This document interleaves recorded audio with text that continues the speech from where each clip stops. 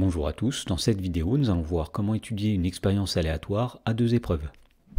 Dans l'exemple, dans la première question, on nous dit qu'on considère l'expérience aléatoire qui consiste à lancer une pièce de monnaie, puis à lancer un dé à 6 faces. Donc on voit ici qu'on est en présence d'une expérience aléatoire à deux épreuves, et dans la question A, on demande de déterminer toutes les issues de cette expérience aléatoire. Alors pour faire cela, on va commencer par donner des rappels.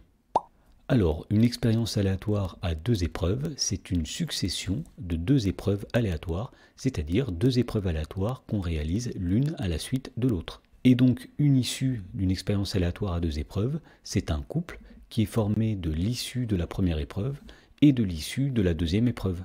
Et enfin, pour étudier une expérience aléatoire à deux épreuves, on peut utiliser un tableau à double entrée.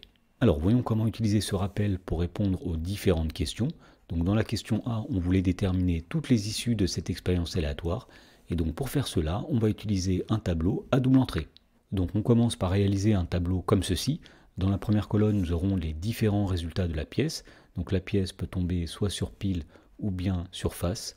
Et dans la première ligne, nous aurons les différents résultats du dé. Donc le dé peut tomber sur 1, 2, 3, 4, 5 ou 6. Et donc dans ce tableau, nous allons mettre dans chacune des cases les différentes issues de cette expérience à deux épreuves. Par exemple, si la pièce tombe sur pile et que le dé tombe sur 1, cela donne l'issue pile 1. De même, si la pièce tombe sur face et que le dé tombe sur 5, on obtient l'issue qui est formée par le couple face 5. Et donc de la même façon, on va compléter les autres cases de ce tableau. Si la pièce tombe sur pile et que le dé tombe sur 2, on obtient l'issue pile 2. Si la pièce tombe sur pile et que le dé tombe sur 3, on obtient l'issue pile 3, etc. Et donc, une fois qu'on a fini de compléter le tableau, on a obtenu les différentes issues de cette expérience à deux épreuves, c'est-à-dire les différents couples qui représentent toutes les possibilités. Dans la question B, on demande de déterminer la probabilité de tomber sur face avec la pièce, puis d'obtenir 4 avec le dé.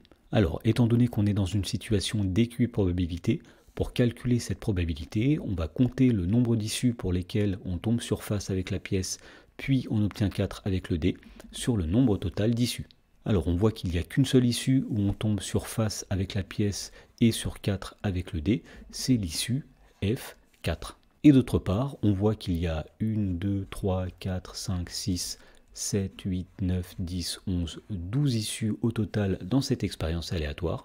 Donc on en déduit que la probabilité de tomber sur face avec la pièce, puis sur le nombre 4 avec le dé, est égale à 1 divisé par le nombre total d'issues, c'est-à-dire 1 sur 12. Dans la question C, on demande de déterminer la probabilité de tomber sur pile et d'obtenir un nombre impair avec le dé. Alors pour faire cela, on va commencer par compter le nombre d'issues pour lesquelles on tombe sur pile avec la pièce et on obtient un nombre impair avec le dé. Donc la première possibilité, c'est si on fait pile avec la pièce et 1 avec le dé. La deuxième possibilité, c'est si on fait pile avec la pièce et 3 avec le dé. Et enfin, la dernière possibilité, c'est si on fait pile avec la pièce et 5 avec le dé. Donc on voit que cela donne 3 issues sur 12 issues au total. Donc on en déduit que la probabilité de tomber sur pile avec la pièce, puis de tomber sur un nombre impair avec le dé, est égale à 3 divisé par 12, c'est-à-dire 1 sur 4. Dans la question numéro 2, on nous dit qu'une urne contient une boule rouge et 2 boules bleues, et on nous dit qu'on tire 2 fois de suite et avec remise une boule dans cette urne, c'est-à-dire qu'une fois qu'on a tiré une boule, on la remet dans l'urne. Et on demande quelle est la probabilité de tirer successivement 2 boules bleues de cette urne. Donc ici, on est encore une fois en présence d'une expérience aléatoire à deux épreuves, et donc pour étudier cette expérience aléatoire, nous allons commencer par faire un tableau à double entrée. Alors, dans la première colonne de ce tableau à double entrée, nous allons mettre le résultat du premier tirage. Donc, lors du premier tirage, on peut tirer soit la boule rouge, soit la première boule bleue qu'on va noter B1, soit la deuxième boule bleue qu'on va noter B2. Et ensuite, dans la première ligne de ce tableau, nous allons mettre le résultat du deuxième tirage. Donc, lors du deuxième tirage, on peut tirer soit la boule rouge, soit la première boule bleue, soit la deuxième boule bleue. Et donc, dans ce tableau, nous allons mettre les différentes issues de cette expérience à deux épreuves. Donc par exemple, si on obtient la boule rouge au premier tirage et la boule rouge au deuxième tirage, on obtient l'issue qui est représentée par le couple rouge-rouge.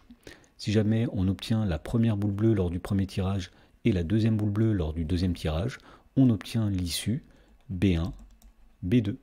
Voilà, et de la même façon, on va compléter le reste du tableau. Donc si on obtient la boule rouge lors du premier tirage et la première boule bleue lors du deuxième tirage, on obtient l'issue R, B1, etc.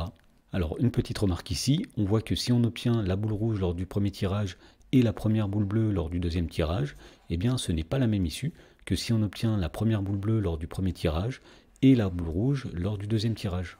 Alors une fois qu'on a complété le tableau, on se rend compte qu'il y a 1, 2, 3, 4, 5, 6, 7, 8, 9 issues au total dans cette expérience aléatoire. Et donc pour calculer la probabilité de tirer successivement 2 boules bleues de cette urne, il suffit de compter le nombre d'issues pour lesquelles on a 2 boules bleues.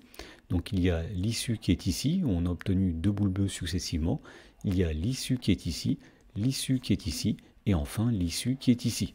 Donc ici cela donne 4 issues pour lesquelles on a tiré successivement 2 boules bleues de cette urne, sur 9 issues au total. Et donc on en déduit que la probabilité de tirer successivement 2 boules bleues de cette urne est égale à 4 sur 9.